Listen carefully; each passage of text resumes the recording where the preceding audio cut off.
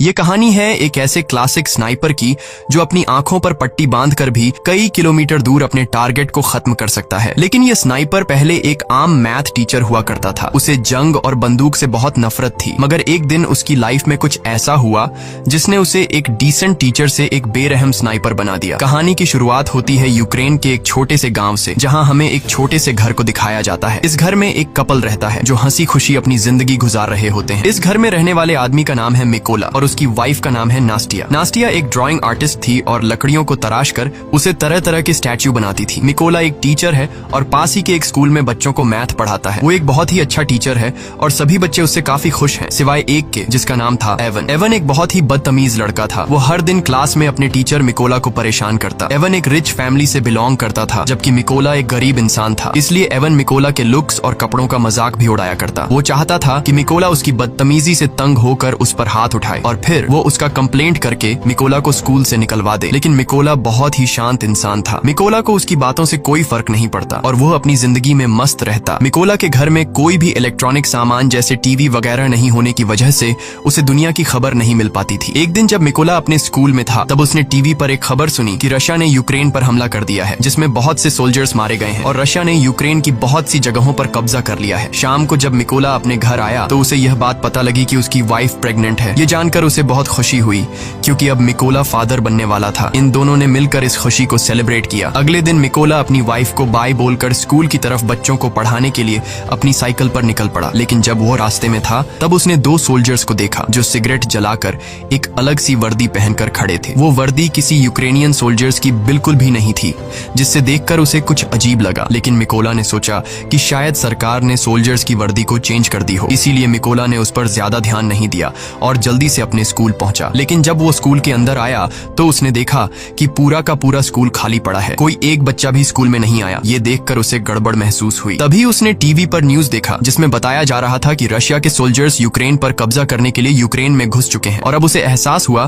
कि उसने रास्ते में जो सोल्जर्स देखे थे वो असल में रशिया के थे। ये सोचकर उसे अपनी वाइफ की फिक्र हुई, क्योंकि उसकी वाइफ घर पर अकेली थी। वो फौरन अपनी साइकिल पर बैठकर घर की तरफ भागा, लेकिन अब बहुत देर हो चुकी थी। जब मिकोला घर पहुंचा तो उसने देखा कि वे दो सोल्जर्स उसकी वाइफ को बुरी तरह से पीट रहे थे। मिकोला ने अपनी वाइफ को बचाने की कोशिश की, लेकिन उन सिपाहियों ने उसकी भी धुनाई कर दी। मिकोला ने उनसे रिक्वेस्ट की कि प्लीज मेरी वाइफ को मत मारो, वो प्रेग्नेंट है। लेकिन सोल्जर्स ने उनकी एक नहीं सुनी और उन दोनों को पीटते गए। थोड़ी देर बाद एक रशियन सोल्जर ने मिकोला के घर की तलाशी ली और जब उसे अंदर कुछ भी काम का नहीं मिला तो उसने गुस्से में आकर मिकोला के घर को आग लगा दी और वहां से जाने लगे। अब अपने घर को जलता देख नास्टिया गुस्से से लाल हो गई और एक पत्थर उठाकर उन रशियन सोल्जर्स को मारने लगी। ये देखकर एक सिपाही ने गोली चला दी और नास्टिया की मौके पर ही मौत हो गई। मिकोला अपनी वाइफ को मरता देखकर उसके पैरों तले जमीन खिसक जाती है। वो अपनी वाइफ के पास जाता है और उसे गोद में लेकर फूट फूट कर रोने लगता है। ऐसे ही कुछ घंटे बीतने के बाद दो यूक्रेनियन सोल्जर्स मिकोला के पास आए। मिकोला की वाइफ को मरा हुआ देखकर उन दोनों सोल्जर्स को बहुत अफसोस होता है और मिकोला के कंधे पर हाथ रखकर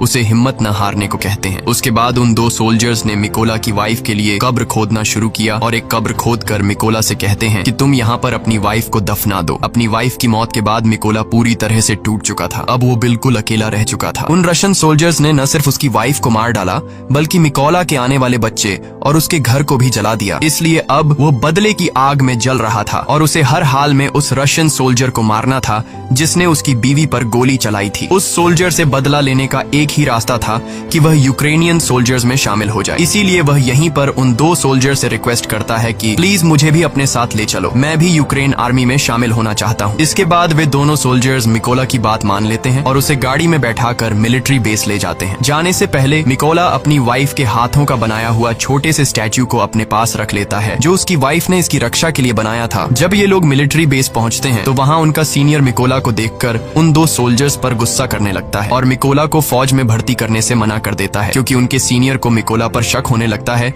कि कहीं मिकोला कोई जासूस न हो। जब सीनियर ने उन दो सोल्जर्स से अच्छी तरह मिकोला के बारे में जानकारी हासिल की और मिकोला ने भी उसे पूरी बात बताई कि किस तरह से रशियन सोल्जर्स ने मेरी वाइफ को बेरहमी से मार दिया और मेरे घर को जला दिया, इसलिए अब मेरे पास जीने की कोई वजह नहीं है। और उसने उस सीनियर को यकीन दिलाया कि वो रशियन सोल्जर को मारकर इस देश को आजाद करना चाहता है। ये सुनकर वह सीनियर मिकोला को यूक्रेनियन आर्मी में भर्ती करने के लिए राजी हो जाता है और अगले दिन से ही उसकी ट्रेनिंग शुरू हो गई। अब चूंकि मिकोला एक आम इंसान था, इसलिए उसे ट्रेनिंग के दौरान काफी मुश्किल हो रही थी। उसने अपनी पूरी जिंदगी मैथ का सब्जेक्ट पढ़ाया था और बंदूकों के बारे में उसे कोई भी जानकारी नहीं थी। जब सभी फौजी बंदूकों को असेंबल कर रहे थे तो उनके मुकाबले में मिकोला काफी स्लो था और वह सबसे आखिर में बंदूक को असेंबल करता है। ये देखकर उस ऑफिसर को लगता है कि मिकोला कभी भी एक अच्छा सोल्जर नहीं बन पाएगा, लेकिन उसने भी हार नहीं मानी और अपनी ट्रेनिंग पर फोकस रखा। एक रात ट्रेनिंग के दौरान मिकोला अपने सीनियर से कहता है कि वह उसे उसके नाम से न बुलाए क्योंकि उसका कोड नेम रेवन है। ये सुनकर सभी उस पर हंसने लगे और सीनियर ने उसे बताया कि कोड नेम इतनी आसानी से नहीं मिलता, उसके लिए सोल्जर को देश के लिए कोई बड़ा कारनामा करना पड़ता है। मिकोला ने इन बातों को नेगेटिव नहीं लिया और वह और ज्यादा मेहनत करने लगा। रात को जब सभी सिपाही सो रहे होते थे तो तब भी मिकोला चीजों को सीखने की प्रैक्टिस करता। एक दिन सीनियर सभी सोल्जर्स को बताता है कि हमारे पास स्नाइपर्स की कमी है और हमें इस नंबर को बढ़ाना होगा ताकि हम रशियंस का मुकाबला कर सकें। यहाँ सीनियर सभी से पूछता है कि तुम में से कितने लोग स्नाइपर बनना चाहते हो। ये सुनकर कुछ लोग खड़े होते हैं और उन लोगों के बीच मिकोला भी होता है क्योंकि वह भी एक स्नाइपर बनना चाहता था। मिकोला को देखकर सभी सोल्जर्स हंसने लगे। मिकोला को देखकर उसका सीनियर उससे कहता है कि तुम अभी एक स्नाइपर बनने के लिए तैयार नहीं हो, तुम तो एक गन को असेंबल और डीअसेंबल भी अच्छी तरह से नहीं कर पाते, तो स्नाइपर बनना तो दूर की बात है। इस पर मिकोला कहता है कि मैं एक अच्छा स्नाइपर बन सकता हूँ, मुझे खुद को साबित करने के लिए सिर्फ एक मौका चाहिए। ये सुनकर सीनियर मिकोला से कहता है कि ठीक है, ये लो, तुम्हें इस बंदूक को सिर्फ 20 सेकंड के अंदर असेंबल करना होगा। अब खुद को साबित करने के लिए मिकोला अपनी आंखों पर पट्टी बांध लेता है और फटाफट से गन को खोलकर उसे दोबारा से जोड़ देता है और इस काम को करने में उसे सिर्फ 18 सेकंड लगे। मिकोला की फुर्ती को देखकर सभी हैरान रह जाते हैं। जो लोग पहले उस पर हंस रहे थे अब वे मिकोला के लिए तालियां बजाने लगे। वह सीनियर भी मिकोला से इम्प्रेस हुआ और अब उसकी काबिलियत को देखकर उसे भी स्नाइपर ट्रेनिंग में शामिल कर लिया जाता है। ट्रेनिंग के दौरान मिकोला को एक पुराने मॉडल की गन पकड़ा दी जाती है जबकि बाकी लोगों को नए मॉडर्न वेपन्स दिए जाते हैं। ये देखकर मिकोला भी मॉडर्न वेपन्स की डिमांड करता है, जिस पर वहाँ का सीनियर उसे कहता है कि अगर तुम्हें वह गन चाहिए तो तुम्हें खुद को साबित करना होगा। अब मिकोला के पास कोई और ऑप्शन नहीं था, इसलिए उसे जो मिला वह लेकर वहाँ से निकल गया। ट्रेनिंग के दौरान सीनियर सबको बताता है कि एक स्नाइपर के सामने चाहे कोई भी सिचुएशन क्यों ना आ जाए, लेकिन वो अपनी जगह से 1 इंच भी नहीं हिलता और अपने टारगेट पर निशाना बनाकर रखता है। इसकी प्रैक्टिस के लिए सीनियर सभी के पास गोलियां चलाता है और जो भी स्नाइपर अपनी पोजीशन से हिलता है उसे इस ट्रेनिंग से बाहर कर दिया जाता है। लेकिन जब मिकोला की बारी आती है तो वो अपनी जगह से जरा भी नहीं हिलता और अपना निशाना बनाकर रखता है और इस तरह से मिकोला इस ट्रेनिंग में पास हो जाता है। अगली ट्रेनिंग में स्नाइपर को उनका टारगेट सिर्फ एक बार दिखाया जाता है और फिर उनकी आंखों को ब्लैक बोर्ड से ढक दिया जाता है। इस दौरान उन्हें अंदाजा लगाकर अपने टारगेट को शूट करना होता है। बाकी सोल्जर्स में से कुछ सोल्जर इस टेस्ट को पास कर लेते हैं, लेकिन जब मिकोला की बारी आती है तो उसका निशाना थोड़ा सा चूक जाता है और मिकोला इस टेस्ट में फेल हो जाता है क्योंकि उसके पास जो बंदूक थी वह काफी पुरानी थी और उससे बिल्कुल परफेक्ट निशाना लगाना बहुत मुश्किल था। मगर सबको पता था कि अगर मिकोला को नई बंदूक दी जाती तो वह निशाना बिल्कुल परफेक्ट लगा लेता। अगली ट्रेनिंग उन स्नाइपर्स के लिए और मुश्किल थी क्योंकि उन्हें फ्लेयर की रोशनी में अपने टारगेट को शूट करना था और वह भी रात के अंधेरे में। यहाँ सीनियर ने फ्लेयर छोड़ी और सभी ने अपना निशाना लगाया, लेकिन कोई भी टारगेट को हिट नहीं कर सका। बाकी सबने तो गोली चला दी थी। अब यहाँ सिर्फ मिकोला ने गोली नहीं चलाई। वो समझ जाता है कि फ्लेयर की रोशनी में डायरेक्ट निशाना लगाना पॉसिबल नहीं है, इसलिए जब सीनियर ने फ्लेयर छोड़ा था तो उसने गोली चलाने के बजाय फ्लेयर की रोशनी में अपने टारगेट की दूरी का अंदाजा लगाया और अपनी मैथ की नॉलेज को यूज करके एक परफेक्ट शॉट मारा। ये देखकर उसका सीनियर और बाकी सोल्जर्स हैरान रह गए। ये टास्क आज तक किसी ने भी कंप्लीट नहीं किया था, सिर्फ मिकोला ने कर दिखाया। सीनियर मिकोला से काफी इम्प्रेस हुआ और उसे उसका मन चाहा कोड नेम रेवन दे दिया। ऐसे ही दिन बीतते गए और मिकोला जी जान से अपनी ट्रेनिंग में लगा रहा और फाइनली वह दिन भी आ गया जब उनकी ट्रेनिंग का रिजल्ट आने वाला था। यहाँ कर्नल ने मिकोला को सल्यूट किया और उसे बताया कि उसने इस टेस्ट को पास कर लिया है। थोड़े दिनों बाद कर्नल मिकोला के पास आता है और उससे कहता है कि वह अपना सामान पैक कर ले क्योंकि उन्हें एक मिशन पर जाना है। खबर आई है कि कुछ रशियन सोल्जर्स ने एक चेक पोस्ट पर कब्जा कर लिया है और यहाँ से असली कहानी शुरू हुई। जल्दी मिकोला की टीम इस लोकेशन पर पहुंच गई और अपना निशाना लगाकर बैठ गई और अभी यह लोग उन रशियन सैनिकों को मारने ही वाले थे कि तभी उन्हें दूर एक गाड़ी दिखाई दी जो चेक पोस्ट की तरफ बढ़ती जा रही थी, जिसकी वजह से कर्नल सबको शूट न करने के लिए बोलता है। उधर रशियन सैनिकों ने गाड़ी को रोक लिया और अंदर मौजूद लोगों से बाहर आने को कहा। उन्होंने उनके पासपोर्ट्स को चेक किया और पूरी गाड़ी की भी तलाशी ली और जब सब ठीक रहा तो उन सैनिकों ने उन्हें जाने की परमिशन दे दी, लेकिन उनके पासपोर्ट्स को अपने पास रख लिया। जब उन लोगों ने पासपोर्ट वापस मांगा तो उन सैनिकों ने उन्हें खूब मारा। यह सब देखकर कर्नल ने अपने सैनिकों को फायर करने का ऑर्डर दिया तो एक ही झटके में सभी स्नाइपर्स अपने अपने टारगेट्स को निपटा देते हैं और इस तरह से उनका पहला मिशन कंप्लीट हुआ। मिशन के बाद जब सभी बेस पर लौटे तो मिकोला ने देखा कि उसके बहुत से साथी बेस पर मौजूद नहीं हैं। वो परेशान हुआ कि आखिर सब कहाँ चले गए। जब उसने पूछा कि मेरे बाकी साथी कहाँ हैं तो उसे बताया गया कि उसके बाकी साथियों को एक दूसरे मिशन पर भेजा गया है। अगले दिन मिकोला को खबर लगी कि जिस मिशन पर उसके साथी गए थे उस मिशन के दौरान उसके बहुत से साथी मारे गए हैं और उन सभी लोगों को एक रशियन स्नाइपर ने मारा है। उस स्नाइपर का नाम सीरी था और वह रशिया का सबसे बेहतरीन स्नाइपर था। ऐसे ही कुछ दिन बीत गए और मिकोला अपने साथियों के साथ अपने अगले मिशन पर निकल गया। लोकेशन पर पहुंचकर उन्होंने चारों तरफ माइंस बिछा दी और अपनी पोजीशन लेकर बैठ गए। थोड़ी देर बाद रशियन सैनिक वहां पहुंच गए और उन सैनिकों के साथ एवन भी था। एवन वही लड़का था जो स्कूल में मिकोला को परेशान किया करता था और अब उसने रशियन आर्मी ज्वाइन कर ली थी। लेकिन जैसे ही कर्नल शूट करने का ऑर्डर देता है तब मिकोला थोड़ा सा घबरा गया क्योंकि वह अपने स्टूडेंट को नहीं मारना चाहता था। लेकिन फिर मिकोला अपने जज्बात को साइड पर रखकर वहां रखे लैंड माइंस को शूट करता है तो वहां एक जोरदार धमाका होता है जिससे इवन समेत सभी रशियन सोल्जर्स मारे जाते हैं।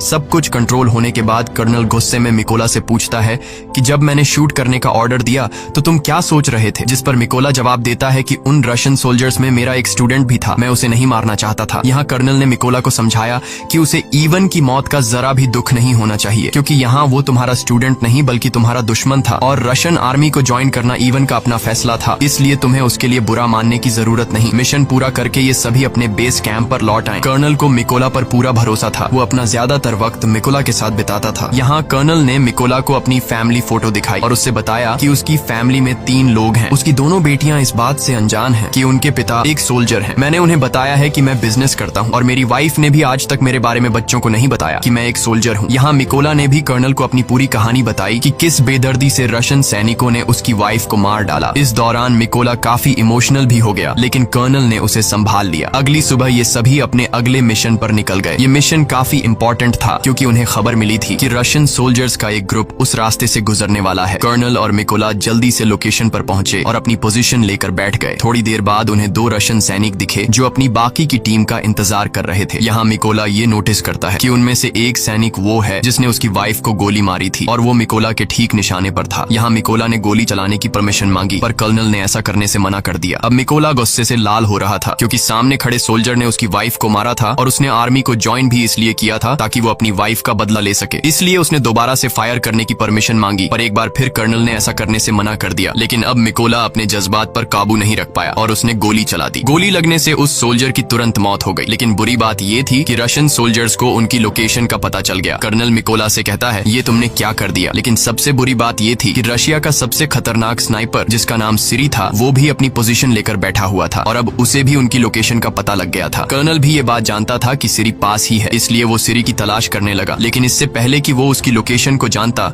सीरी ने उसे एक हेडशॉट दे दिया और कर्नल की मौके पर ही मौत हो गई। अब मिकोला को समझ आया कि उसने कितनी बड़ी गलती कर दी है। उसकी गलती की वजह से कर्नल की जान चली गई। मिकोला को पता लगा कि रशियंस को उनकी लोकेशन का पता लग चुका है। उधर रशियन सोल्जर्स ने भी मिकोला के ऊपर जोरदार फायरिंग और बमबारी शुरू कर दी। अब बिगड़ते हालात को देखते हुए मिकोला ने पीछे हटने का फैसला किया। उसने कर्नल की बॉडी उठाई और अपनी पोजीशन से पीछे आने लगा। जल्दी वो दुश्मनों के इलाके से बाहर आ गया और सीधा अपने बेस पर पहुंचा। मिकोला को कर्नल की मौत का काफी अफसोस था और वो खुद को उसका जिम्मेदार ठहरा रहा था। यहाँ उसने कसम खाई कि वो सीरी को जान से मार देगा और कर्नल की मौत का बदला लेगा। जल्दी मिकोला को 2 रशियन स्नाइपर्स की खबर मिली और वो फौरन अपने अगले मिशन पर निकल गया। वो अपनी लोकेशन पर पहुंचा और अपना निशाना लगाकर बैठ गया। जल्द ही उसने स्नाइपर को मार गिराया पर उस स्नाइपर को मारते दौरान एक दूसरे स्नाइपर ने मिकोला को बाजू पर गोली मार दी थी। लेकिन उसने हार नहीं मानी और जैसे तैसे करके उस दूसरे स्नाइपर को भी मार गिराया। अब चूंकि वो काफी घायल था इसलिए वो एक सीक्रेट बेस पर चला गया और अपनी बॉडी को थोड़ा आराम देने लगा। इस दौरान उसे आर्मी के मेजर का कॉल आया और उसने मिकोला को बताया कि हमने उस स्नाइपर का पता लगा लिया है जिसने कर्नल को मारा था। उसके बाद मिकोला अपने बेस पर पहुंचा और यहाँ मेजर सभी को स्नाइपर के बारे में बताने लगा। मेजर बताता है कि उस स्नाइपर का नाम सीरी है और वो रशिया का सबसे बेहतरीन स्नाइपर है।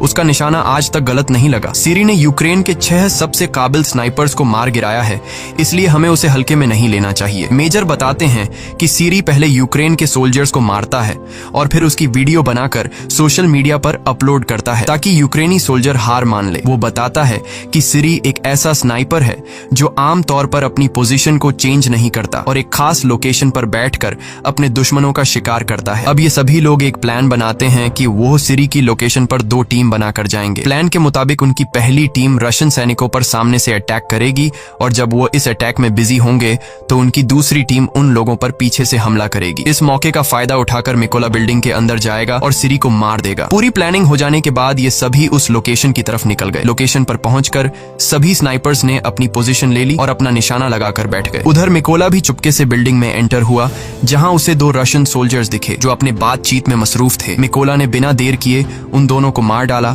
और बिल्डिंग में आगे बढ़ गया। इसके बाद उसने प्लान के मुताबिक अपनी टीम को सिग्नल दिया और सिग्नल के मिलते ही यहाँ बैठे स्नाइपर्स ने सभी सोल्जर्स को मार डाला। उधर सिरी ने ये नोटिस किया कि उसका कोई भी साथी उसे रिपोर्ट नहीं कर रहा है। उसे कुछ गड़बड़ महसूस हुई, इसलिए वो बिल्डिंग के छत पर चला गया जहाँ पहले से रशा का एक स्नाइपर मौजूद था। लेकिन ऊपर जाकर जब उसने स्नाइपर को देखा तो वो स्नाइपर मर चुका था। ये देखकर उसके दिल में घबराहट बढ़ने लगी और अब सिरी को एहसास हुआ कि यूक्रेन के सोल्जर्स ने उसे चारों तरफ से घेर लिया है। उसने अपने बेस पर बैकअप के लिए कांटेक्ट किया, लेकिन बैकअप टीम को उस तक पहुंचने में अभी 10 मिनट और लगने वाले थे। ये सुनकर वो फटाफट से अपनी पोजीशन पर आया और यूक्रेनी सैनिकों को ढूंढने लगा। लेकिन तभी उसने सामने टेबल पर रखा एक छोटा सा स्टैच्यू देखा जो असल में उसके बाहर जाने के बाद मिकोला ने रखा था, जो उसे उसकी वाइफ ने दिया था। अभी सिरी कुछ सोच पाता कि तभी मिकोला ने उस पर हमला कर दिया और उसे चाकू मार मार कर उसकी जान ले ली। लेकिन इस हाथापाई के चलते बिल्डिंग में मौजूद दूसरा स्नाइपर थोड़ा अलर्ट हो गया, लेकिन अभी वो कुछ कर पाता उससे पहले मिकोला ने उसके पास से ग्रेनेड फेंक दिया और उस धमाके में ये आखिरी स्नाइपर भी मारा गया। थोड़ी देर बाद सिरी की बुलाई बैकअप टीम भी बिल्डिंग तक पहुंच गई, लेकिन वो इस बात से अनजान थे कि सिरी अब मर चुका है। इसीलिए जब उन्होंने सिरी को कॉल किया तो कॉल उधर मिकोला ने उठाया और उनसे कहा कि वो सभी मरने वाले हैं, और इतना कहकर उसने ट्रक के ड्राइवर को शूट कर दिया। अब गोली चलते ही रशियन सोल्जर्स में हलचल मच गई और वो सभी ट्रक के बाहर कूद गए। लेकिन वो इस बात से अनजान थे कि यूक्रेनियन स्नाइपर्स उन पर घात लगाकर बैठे हुए थे। यहाँ यूक्रेनी सैनिकों ने जोरदार शूटिंग शुरू कर दी और एक एक रशियन को चुन चुन कर मारा। इस मिशन के थोड़े दिनों बाद निकोला अपनी वाइफ की कब्र पर गया, क्योंकि उसने उससे जो वादा किया था वो अब पूरा हो चुका है। उसने उन सभी लोगों को मार दिया है जिन्होंने उसकी वाइफ और कर्नल को मारा था। यहाँ मिकोला ने कसम खाई कि वो आखिरी दम तक अपने देश की सेवा करता रहेगा,